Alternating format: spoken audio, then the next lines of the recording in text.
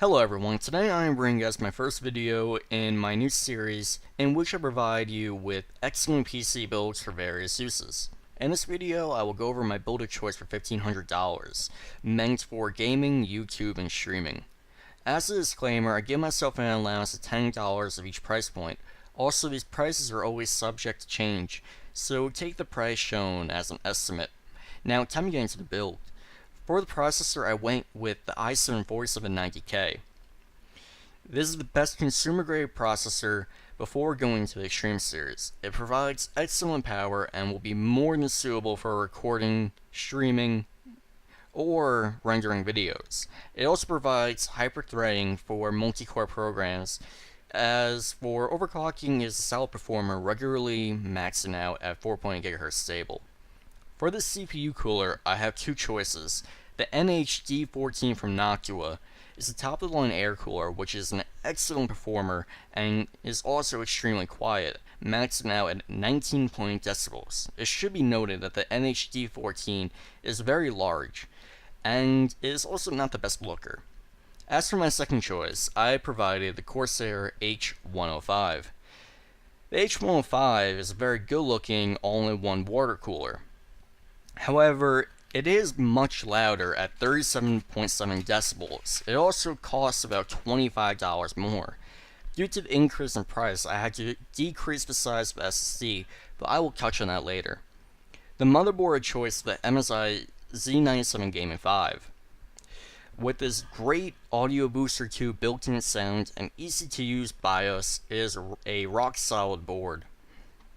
For the RAM, we have two choices, both from G.Skill. With the quiet build, we have the G.Skill Ripjaw X series 8GB DDR3 1866 MHz memory. With the other build, we have the Ripjaw X 2133 MHz memory, also at 8GB. Both have a cast latency rating of 9, and both are great. For our SSD, we have a Samsung 840 EVO. The only difference between the two is in the quiet build, we have a 250GB module, as we were able to afford a larger SSD due to the fact that the cooler, the NH-D14, was cheaper. With the Corsair H105 being $25 more, I did have to make a cut earlier.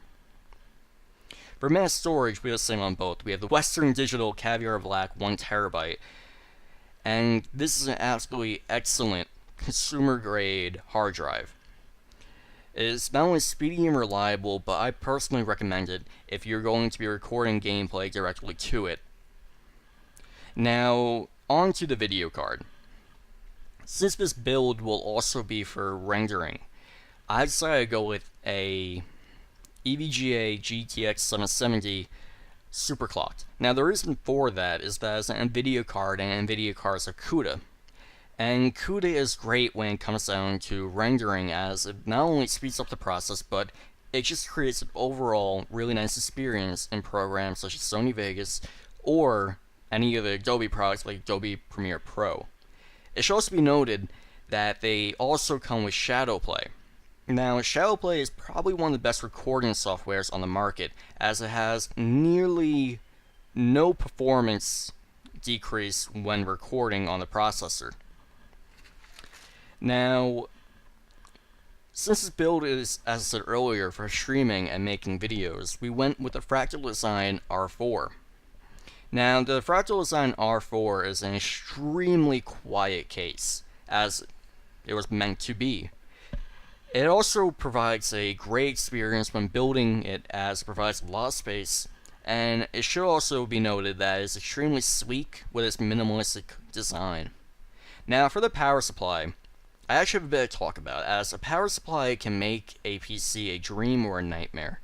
It is the most important part of a PC, thus you never want to cheap out on it. There are many brands, but very few are reliable. Seasonic is one of the few that are reliable. With its semi-module cables and an 80 plus gold rating, the SSR 650RM is a solid choice for your PSU. Now onto the optical drive. It doesn't really matter, I gotta be honest. The only reason why I would use an optical drive at this point is mainly to install the OS and various assignments you may have from your school, as I know at least with my college, we are a bit outdated with the ways we transfer media. So, yeah.